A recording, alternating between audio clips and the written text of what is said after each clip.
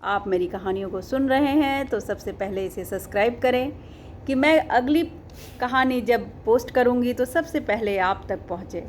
इसके बाद इसे लाइक करें, कमेंट में बताएं कि आपको इसमें क्या अच्छा लग रहा है और इसमें आप क्या सुनना चाहते हैं।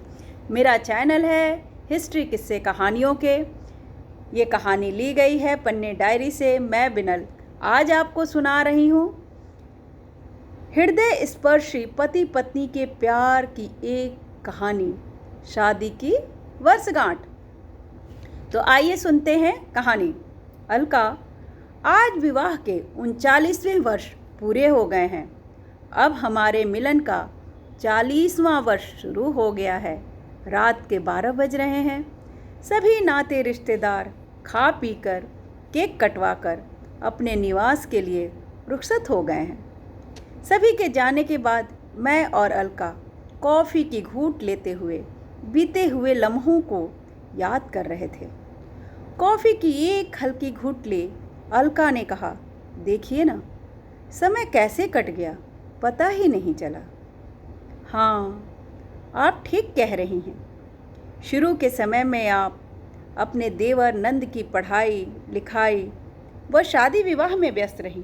फिर बाकी के साल आपने दोनों बेटों के करियर सेट करने में लगा रही। मैं बोल रहा था, हाँ ये सच है, मगर इन सबों में आपका योगदान भी सराहनीय है। अरे पगली, मैं साल में तो सिर्फ 2 महीने के लिए ही आ पाता था। मेरी पोस्टिंग कभी यहाँ तो कभी वहाँ। रेयर ही कभी ऐसा होता हो कि मैं तुम्हारी परेशानियों में साथ रहा हूँ। हर एक परेशानियाँ तुमने अकेले अपने दम पर रूबरू हो घर को चलाया है। मैं तो सिर्फ तुम्हें तनख्वाह देकर अपनी जिम्मेदारियों से इतिश्री कर लेता था। तुम मितव्ययी थी तो घर भी चला, बच्चे भी सेट हो गए, मकान भी बना। वरना मैं तो बहुत ही खर्चीला। घर तो बनना छोड़ो, मैं तो घर भी नहीं चला पाता। थैंक यू जानू, थैंक यू आपको मेरे जीवन में आने के लिए। मैं अपनी श्रीमती जी से बोल रहा था। आपके इन्हीं विश्वास से तो मैं बारी बारी जाऊँ कि आपने कभी भी बहुत से पतियों की तरह पैसे गिनकर नहीं दिए और न ही कभी हिसाब लिया। आपके इन्हीं विश्वास के कारण तो कभी देवरानियों में या कभी टोले मोहल्ले में हम और आप एक बहस के कारण बनते हैं। मुस्कुराते हुए अलका बोल रही थी मुझसे। आपसी संबंधों को पल्लवित करता है विश्वास। देखिए, आपने मेरे माँ बाप, भाई बहन आदि का इतने अच्छे से ख्याल रखा कि अगर मैं आप पर अविश्वास करता तो मेरे जैसा मूढ़ व्यक्ति भला और कौन होता और हिसाब क्या लेता। मुझे पता है कि आप में संचय करना आपकी फितरत है, तो कैसे न मैं आपको वेतन का लिफाफा सौंपता। मैं धीरे धीरे उनके नज़दीक सरकता हुआ बोल रहा था।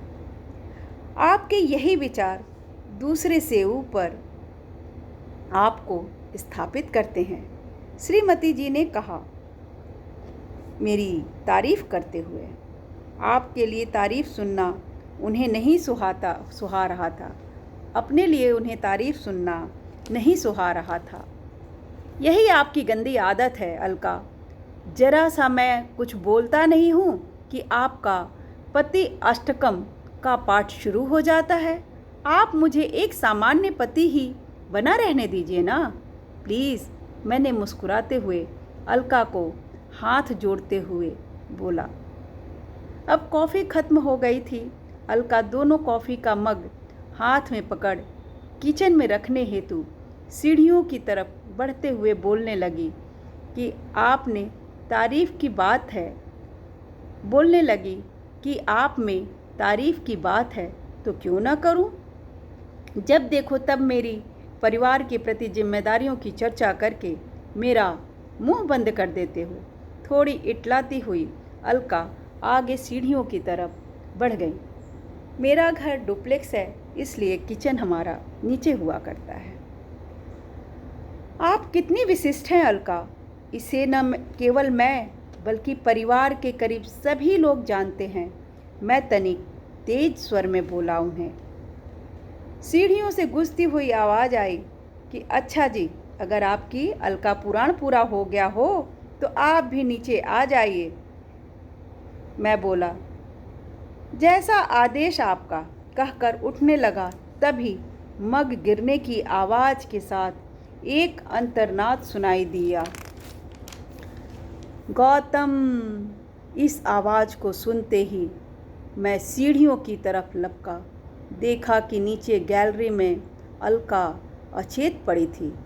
अलका अलका चीखते हुए सीढ़ियों से दौड़कर उतरते हुए अलका के सर को झटपट अपने हाथों में उठा, धीरे से गालों को सहलाता हुआ उनके चेहरे पर झुकते हुए बोल रहा था, अलका, अलका, सुनो ना प्लीज़।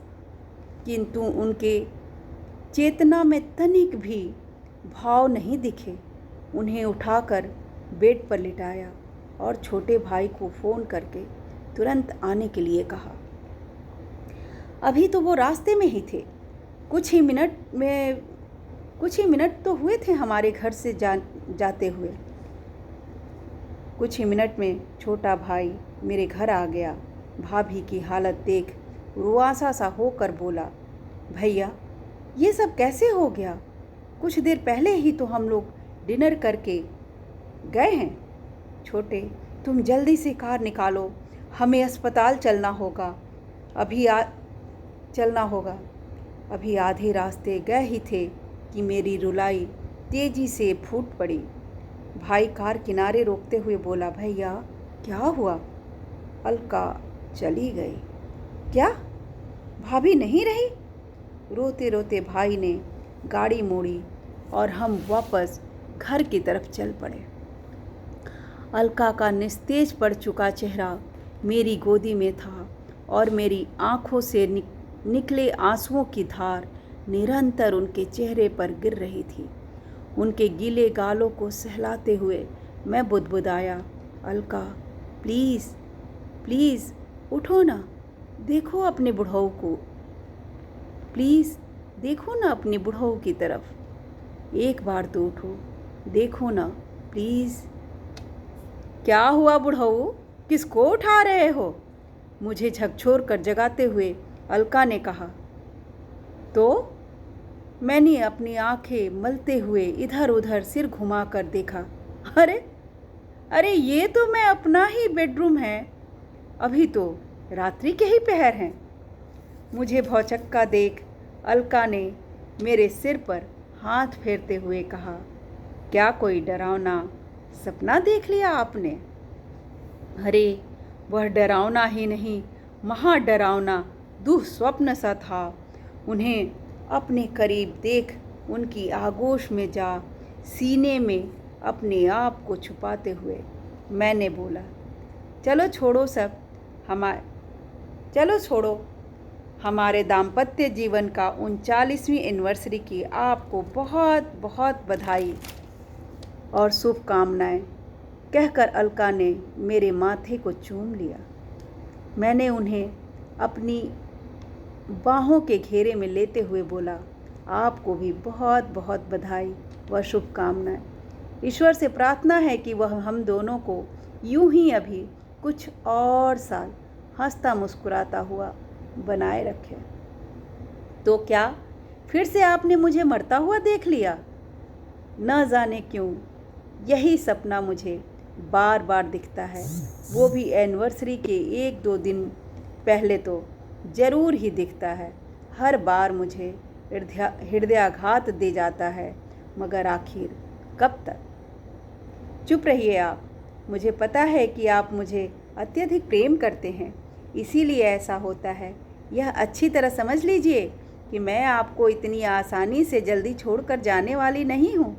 अगर गई भी तो भूत बनकर आपके आसपास ही मंडराती रहूँगी, मेरे सीने में सिमटती हुई अलका ने कहा। उन्हें अपनी बाहों में जकड़ते हुए कहा, अलका तुम हो तो ये गौतम है, अगर तुम नहीं तो यह पंच तत्वों की काया मात्र है। दोनों सिसकते रहे, यूं ही लिपटे हुए बहुत देर तक, आगोश में कभी न अलग होने के लिए और कसकर लिपट गए। Thank you guys.